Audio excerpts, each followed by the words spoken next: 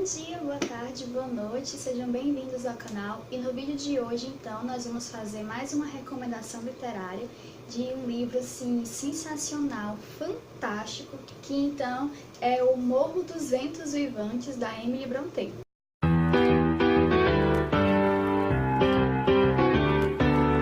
Gente, sério, o que falar desse livro?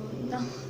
Eu tô até sem palavras para descrever o quão maravilhoso esse livro é. É um livro assim que muda completamente a sua concepção de amor, porque o tipo de amor que é mostrado, ele é tão doentio, mas ao mesmo tempo ele é tão profundo e bonito e cheio de significados que você fica se perguntando se realmente é tão doentio assim esse amor, sabe? Mas sim, ele é um amor bem doentio e a gente vai explicar um pouco mais na resenha sobre o livro, então. Esse livro, então, foi publicado em 1847. Para quem não sabe, a Emily Brontë tinha mais duas irmãs, a Charlotte e a Anne Brontë. As três eram escritoras e quando O Morro dos Ventos Uivantes foi lançado pela primeira vez em forma de livro, junto a ele também vinha a edição do Agnes Grey, da Anne Brontë também. E a Charlotte Brontë tinha, então, o Jane Eyre, que ele era vendido separadamente.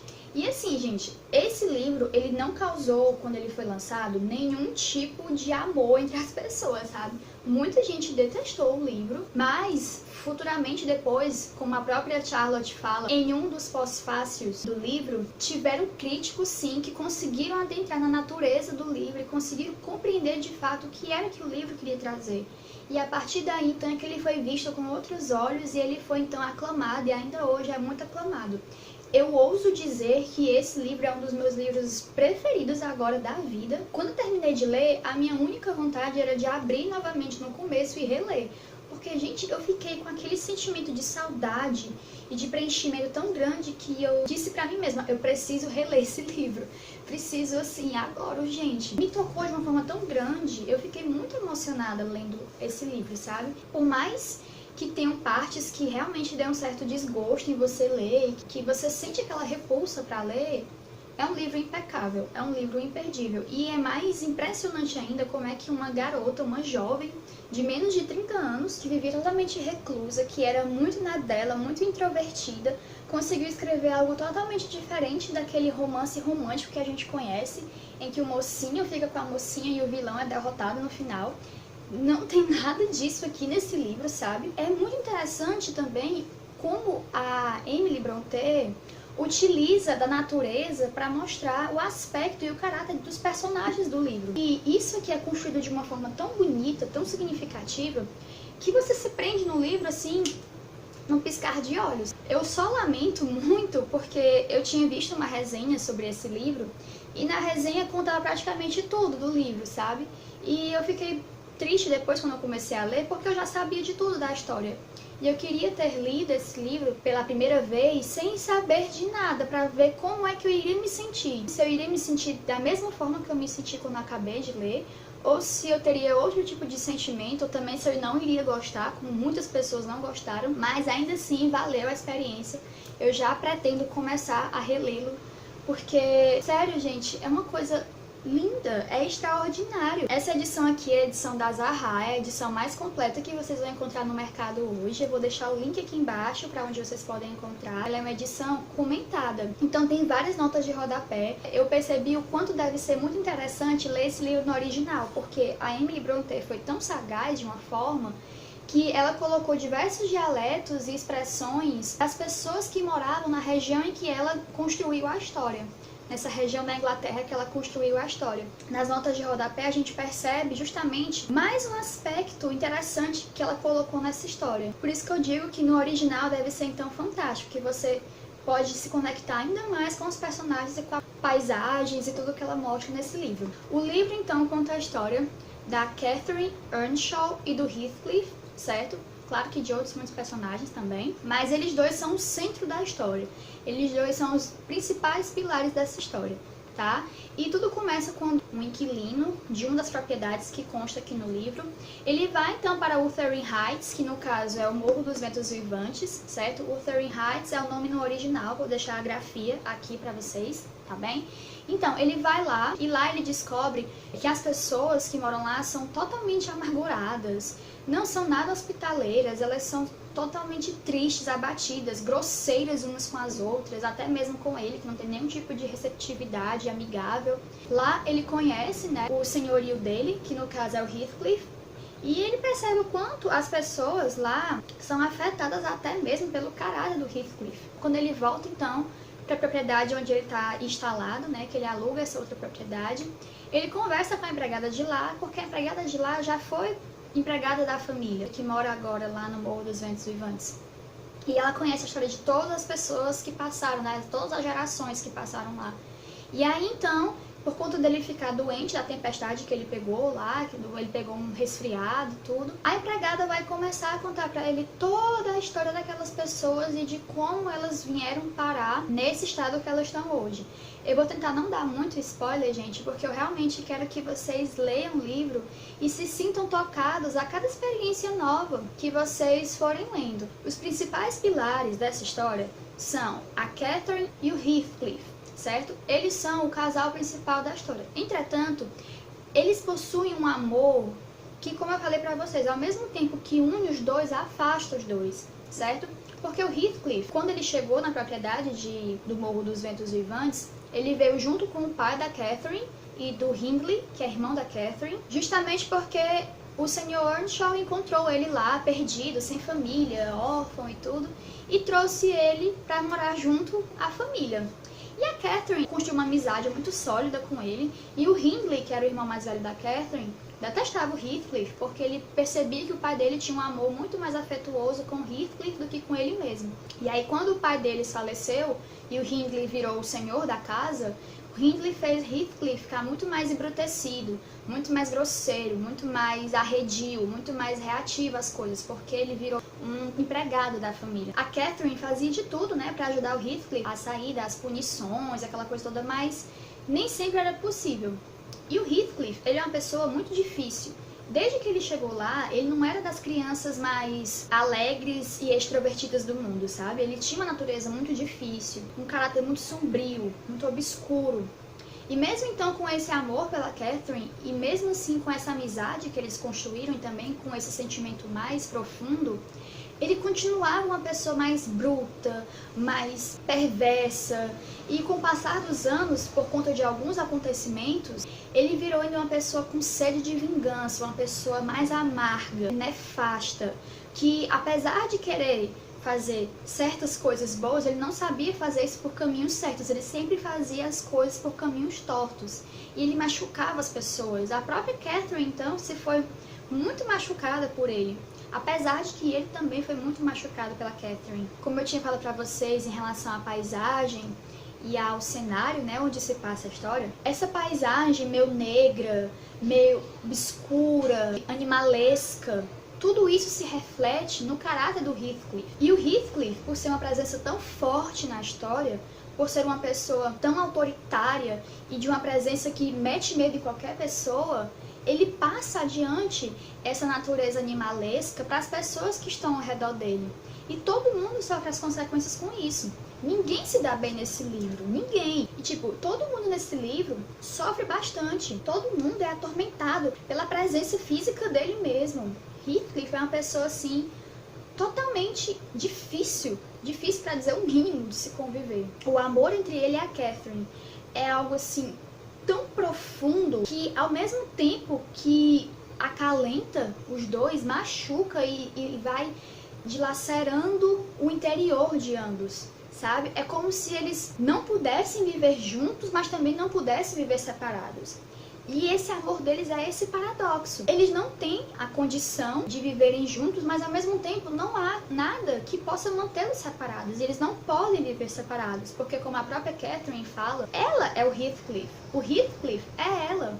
O Heathcliff tem a alma dela muito mais do que ela própria tem a própria alma. Gente, quando eu li essas coisas, eu não sei vocês, mas isso me deu uma profundidade tão grande, um arrebatamento tão grande, sabe? Que eu fiquei tipo, meu Deus, como um amor tão doentio bonito de certa forma, sabe? E o livro é cheio de passagens interessantes que vão mostrando justamente esse caráter e esses sentimentos que esses personagens têm um pelo outro, sabe? É tanto que, se vocês perceberem, o meu livro tá todo marcado com post-its, porque tinha vezes que eu marcava até as próprias páginas completas, porque são páginas que te mostram muito mais do que você podia imaginar que aquelas pessoas poderiam sentir umas pelas outras. Sabe? São coisas que você pensa, eu vi de tudo. Não, quando você lê, você vê que tem muito mais ainda do que aquilo. Voltando a falar agora da história das irmãs Brontë, as 3 irmãs eram escritoras, e elas, percebendo que tinham talento, na verdade, a Charlotte, que era a mais velha, viu que a Emily tinha talento para poesias, né, e tudo, e juntou esse material junto com o que ela mesma já tinha escrito, e que a Anne também tinha escrito. E aí elas produziram um livro de poesias que foi um insucesso, e elas usaram pseudônimos que não denotavam qual gênero elas eram, porque elas tinham essa noção de que, se fosse um livro escrito por mulheres, a sociedade não ia receber com bons olhos. Ela fala justamente isso em um dos pós-fácios do livro. Ela fala o seguinte: desde muito cedo havíamos acalentado o sonho de um dia nos tornarmos escritoras. Esse sonho nunca abandonado, mesmo quando a distância nos separou e tarefas absorventes passaram a nos ocupar, adquiriu então subitamente força e consistência. Assumiu o caráter de uma decisão. Concordamos em organizar uma pequena seleção de nossos poemas e, se possível, fazê-los ser impressos. Avessas à publicidade pessoal, ocultamos nossos nomes sob de Currer, que era a Charlotte, Alice, que era a Emily, e Acton Bell, que era a Anne. A escolha ambígua foi ditada por uma espécie de escrúpulo consciencioso de assumir prenomes positivamente masculinos, ao mesmo tempo em que não nos agradava nos declararmos mulheres, porque, sem suspeitar na época que nosso modo de escrever e pensar não era o que se denomina feminino, tínhamos uma vaga impressão de que as escritoras correm o risco do preconceito. Tínhamos notado como os críticos, por vezes, usam a arma da personalidade para castigá-las e, para recompensá-las, uma bajulação que não é verdadeiro louvor. A Emily, quando escreve O Morro dos Ventos Vivantes, eu só posso falar dele, né, porque eu não li nem o Agnes Grey e nem o Jane Eyre, mas as mulheres de antigamente tinham, até hoje, né, muitas pessoas têm aquele sentimento de romance romântico mesmo, né, como eu já tinha dito, e a Emily não escreve nada disso aqui. E é uma pena que todas elas tenham tido uma vida bem breve, sabe? A Emily morreu com 30 anos, a Anne, se não me engano, com um pouco menos de idade, 28, 29 anos, e a Charlotte foi a que viveu ainda mais tempo, ela viveu uns 50 anos, mais ou menos. Foi uma perda muito grande, porque nem a Emily nem a Anne puderam ver o sucesso que as suas obras fizeram. Nos pós-fácios que a Charlotte escreve para esse livro, ela declara o quanto de sofrimento ela teve ao ver a irmã definhando pouco a pouco, porque tanto a Emily quanto a Anne morreram de tuberculose, e para ela foi muito difícil porque as 3 eram muito unidas. E ela fala que a Emily tinha um caráter assim admirável. Ela diz o seguinte: minha irmã Emily declinou primeiro. Os detalhes de sua doença estão profundamente gravados em minha memória, mas está além de minhas forças alongar-me sobre eles, seja em pensamento ou em narrativa. Em toda a sua vida, ela nunca se demorara a cumprir qualquer tarefa que encontrasse à sua frente. E não se demorou dessa vez. Decaiu rapidamente.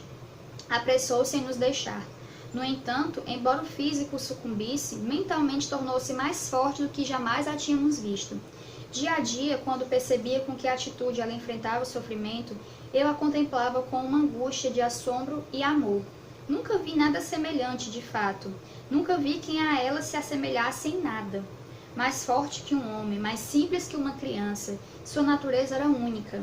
O terrível era que, embora cheia de piedade pelos outros, não demonstrava nenhuma piedade por si mesma. O espírito era inexorável à carne. Exigia da mão trêmula, dos membros combalidos, dos olhos desbotados, o mesmo serviço que prestaram na saúde. Estar a postos e testemunhar isso, não ousar protestar, foi uma dor que palavra alguma pode transmitir. Então, gente, imagina para essa irmã, né, ver a outra sucumbindo na doença, cada dia caindo mais e ficando e definhando muito e, nossa, um sofrimento absurdo. A Charlotte também escreveu algo explicando mais sobre a natureza do livro. Vou ler essas 2 passagens que eu acho que são fundamentais para você compreender o que de fato o livro quer trazer para você. Com relação à rusticidade de O Morro dos Ventos Vivantes, admito a acusação, pois sinto essa qualidade. Ele é rústico de ponta a ponta, é típico das charnecas, selvagem e nodoso como uma raiz de urze. Nem seria natural que fosse de outra maneira, sendo a autora ela própria nascida e criada nas charnecas. Sem dúvida, tivesse sua sorte sido lançada numa cidade, seus escritos, se é que ela escreveria alguma coisa, teriam outro caráter. Mesmo que o acaso ou o gosto a levassem a escolher tema semelhante, ela teria tratado de outra maneira. Tivesse Alice Bell sido uma dama ou um cavalheiro acostumado ao que é chamado de o mundo, sua visão de uma região remota e não reivindicada, bem como de seus habitantes, teria sido imensamente diferente da que foi de fato adotada pela moça do campo criada em casa. Sem dúvida, teria sido mais ampla, mais abrangente. Se teria sido mais original ou mais verdadeira, isso já não é tão certo. No que diz respeito ao cenário e à localidade, dificilmente poderia ser tão empática. Alice Bell não os descreveu como alguém cujos olhos e gosto encontraram prazer na paisagem. Seus morros nativos eram para ela muito mais que um espetáculo.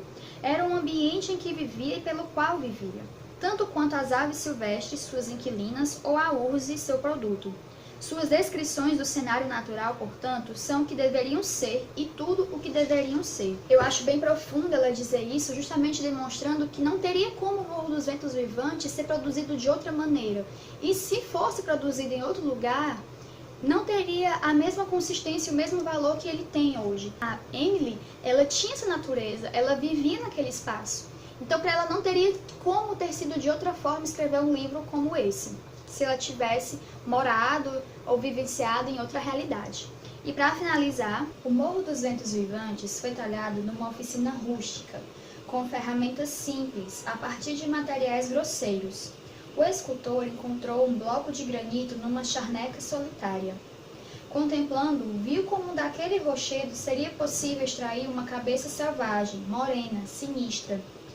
Uma forma moldada com pelo menos um elemento de grandeza, a força. Ele trabalhou com um rude cinzel e sem nenhum modelo, a não ser o que via em suas meditações.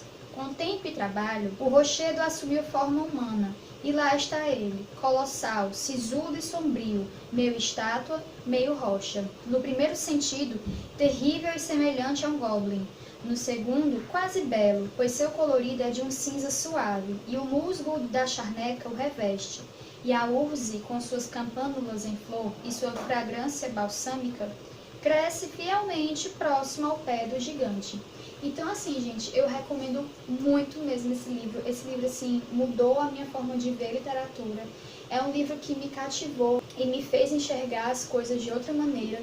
É um livro que vai mudar a vida de vocês. Eu sei que eu não falei muito da história, mas é porque eu não queria que vocês perdessem o gostinho quando fossem ler o livro, sabe? Eu espero que mesmo assim eu tenha deixado o recado de que esse livro é muito maravilhoso, ele é muito fantástico, ele mexe com você, ele faz você se afeiçoar e se apegar a ele, a criar uma conexão, um vínculo com ele muito forte. E falando agora da adaptação cinematográfica que eu assisti, se eu não me engano foi de 2011, se eu tiver errado a data eu vou deixar aqui a correção, certo? E lembrando assim, né, eu não sou nenhuma crítica de cinema, mas vamos lá. No geral eu gostei do filme, eu acho que eles conseguiram retratar bem algumas coisas, como por exemplo, eles conseguiram realmente mostrar por que o nome da propriedade é Wuthering Heights, né? Por que é o Morro dos Ventos Vivantes. A fotografia e a câmera se movia assim de acordo com o movimento dos personagens. Eu acho que a escolha dos personagens também foi muito boa. Eu gostei da paisagem que eles escolheram, eles conseguiram retratar bem essa questão dessa coisa mais sombria, desse lugar mais sombrio, mais úmido, desse lugar mais difícil, inacessível. Então eu gostei bastante disso, eu acho que eles conseguiram retratar bem esse aspecto da história. Entretanto, eu não gostei de muitas coisas, como por exemplo o final. Eu não achei o final satisfatório, eu acho que foi bem discrepante do livro. Eu acho que eles não conseguiram explorar bem o caráter do Heathcliff. Eu acho que eles não conseguiram mostrar o quanto ele era embrutecido, o quanto ele era amargo, o quanto ele era vingativo, sabe? Eu acho que isso ficou um pouco deixado de lado. A Catherine também não era uma flor que se cheire, sabe? Ela era meio endiabrada também, como Heathcliff, não tanto quanto ele, mas ela era também, ela tinha aquele quesinho de maldade. A empregada, que tinha um papel muito importante, na verdade ela tem um papel muito importante no livro, porque ela é a narradora principal, uma das narradoras principais, eu acho que ela deveria ter tido um papel mais importante e ter aparecido mais na história. Eu acho que isso também ficou muito a desejar. Mas, no geral, é um filme bom. Eu acho que, tirando essas partes, assim, que eu tô dizendo, eu acho que dá pra você assistir bem o filme, dá pra você ter uma noção mais ou menos de como é a história, apesar de que nada se compara com o livro. Se você for assistir algum tipo de adaptação, primeiro lê o livro, certo? Depois você assiste. Eu acho que eu vou assistir outras adaptações mais antigas para ver se eu gosto mais do que essa que eu assisti por último. E é isso, eu espero que vocês tenham gostado muito do vídeo. Se gostarem, não esqueçam de deixar o seu curtir e ajudar a compartilhar, porque ajuda muito mesmo o crescimento do canal. Um beijo bem grande, tchauzinho!